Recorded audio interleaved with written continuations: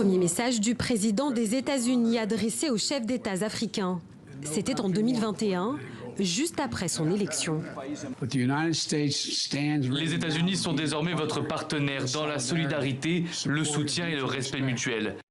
Et à travers les défis qui nous attendent, même s'ils sont importants, il ne fait aucun doute que nos nations, nos peuples et l'Union africaine seront à la hauteur. Avec ce discours, Joe Biden rompt avec la politique de son prédécesseur. Durant 4 ans à la Maison-Blanche, Donald Trump n'a effectué aucun voyage dans un pays africain, les qualifiant même de pays de merde. Au changement de ton s'ajoute aussi une décision symbolique. En janvier 2021, par décret, Joe Biden supprime l'interdiction de visa frappant les pays africains musulmans. L'administration démocrate courtise les présidents du continent. Comme lors de ce sommet États-Unis-Afrique en 2022. Washington annonce alors injecter 55 milliards de dollars dans les 3 ans dans les domaines du numérique, des infrastructures et de la santé.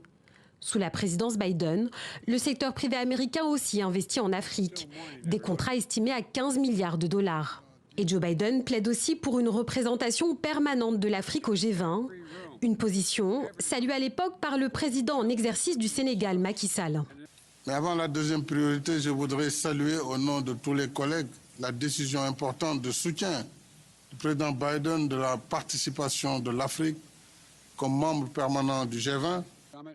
Depuis son arrivée à la Maison-Blanche, Joe Biden n'a cessé de tenter de tisser des liens entre Washington et les pays africains. En 2023 et en 2024, la vice-présidente des États-Unis et le chef de la diplomatie ont effectué des tournées sur le continent. Joe Biden ne briguera pas un second mandat. Il apporte son soutien à Kamala Harris. La démocrate s'est réjouie l'année dernière au Ghana de renforcer les liens avec l'Afrique.